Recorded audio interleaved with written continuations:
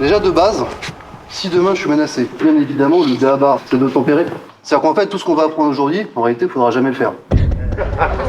Comment vendre un stage? Pas mal. À titre personnel, on me demande ma voiture, c'est une Skoda, elle a un peu éclaté, je la file. Par contre, si demain je suis face à un mec qui me demande de partir avec mes 2 enfants, est-ce que là, vous croyez que je vais donner mes 2 enfants? Une menace. Ici, ça va être une double logique. Sortir des lignes de tir et le plus souvent, d'éloigner. Naturellement, l'arme va plutôt se porter vers le haut et l'intérieur. Si vous arrivez dès le premier temps à baisser l'arme, c'est que vous avez un chemin qui n'était pas le bon. En même temps, je sors ma jambe, mais c'est juste pour soutenir. D'autre part, ça va me permettre de faire un petit step pour repartir. Parce que c'est pas tout de suite qu'on a fait ça. Si derrière je suis en déséquilibre, je suis loin, je suis barré, peut-être que c'est saisi, mais pour contrer, c'est compliqué. Si la lame est tournée vers l'extérieur, c'est une logique de crochetage. De là, boum, je frappe. Je peux frapper à plusieurs reprises, après c'est toujours pareil, c'est autant que nécessaire. C'est pas grave, vas-y. Et après j'ai plusieurs possibilités. Donc de là, j'emmène. Et de là, s'il n'a toujours pas lâché, autant que nécessaire, je casse le coude, ni plus ni moins. Boum. Je peux faire ça aussi. Je m'y attendais pas. Je sais. C'est la journée des surprises. Les petits pas sont très importants, c'est ce qui me permet de l'embarquer. Si je fais ça, il n'y a rien. Ce qui était potentiellement possible à cette distance de contact ou quasi-contact, alors qu'il n'a reculé que de quelques centimètres, c'est globalement plus possible. C'est compliqué. Donc on va faire plus simple. Et il y a de nouveau l'effet de surprise.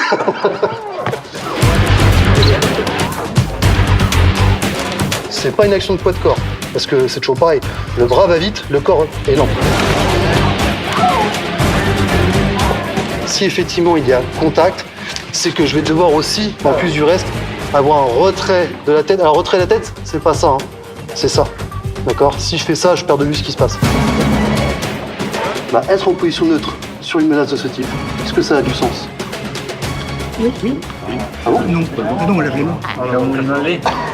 Alors vous avez peut-être dit oui parce que c'est dit, bah oui, tu vas pas te mettre en garde, mais c'est pas mon problème. Si je peux, je lève les mains. Plus je lève les mains, moins la distance à parcourir sera importante. En revanche, il menace au niveau du bas-ventre. Là, par contre, c'est un peu con, ce que je viens de vous dire, bien évidemment, sera toujours à mettre en regard de la menace. Est-ce que le fait de lever les mains ne peut pas déclencher le tir? J'en sais rien. Peut-être que tu le feras instinctivement, sans même y penser. Donc pour ça, j'ai pas de réponse, parce qu'il n'y en a pas en fait. Ça reste une loterie. C'est pour ça, rouler en Skoda, moins impacté.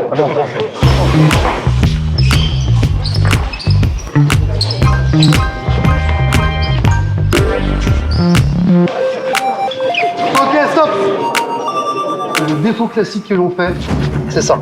C'est-à-dire que là, ici, j'agis, mais j'agis à hauteur d'arme ou j'agis à hauteur de poignet. Ce qui fait que si plus on va partir, d'accord, pour lui, c'est facile. Si par contre, cherche beaucoup plus à profondeur, pour lui, c'est plus contraignant. Je dis pas qu'il pourra pas le faire, je dis que c'est plus contraignant. 1, 2.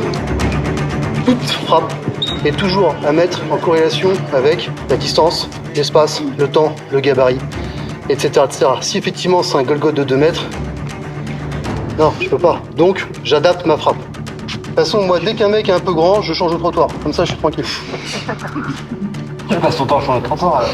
J'attendais. Tu sais quoi? J'attendais.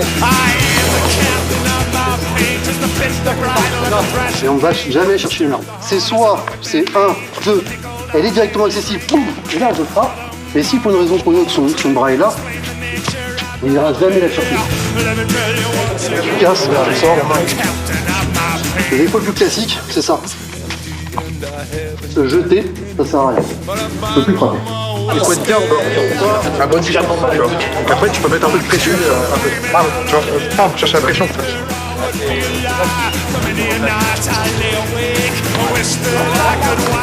Quand je suis dedans, si je le peux, il faudra constamment et toujours chercher à voir ce qui se passe derrière. C'est une hérésie qu'on fait souvent. Après, vous en pensez ce que vous voudrez. Hein.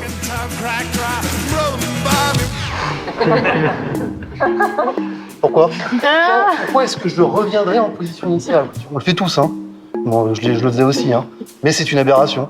Je regarde, boum, j'y vais tout de suite. J'ai déjà fait une partie du chemin en tournant la tête.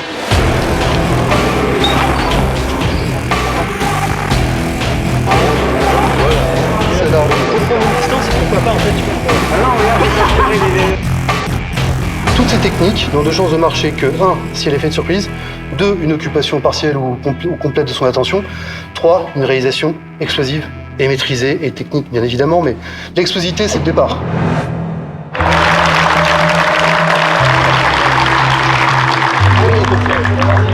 Ouais, très intéressant. Au revoir les amis. C'était super. Ouais. Merci pour l'accueil. Enrichissant. Nickel. Au top du top. Trop bien.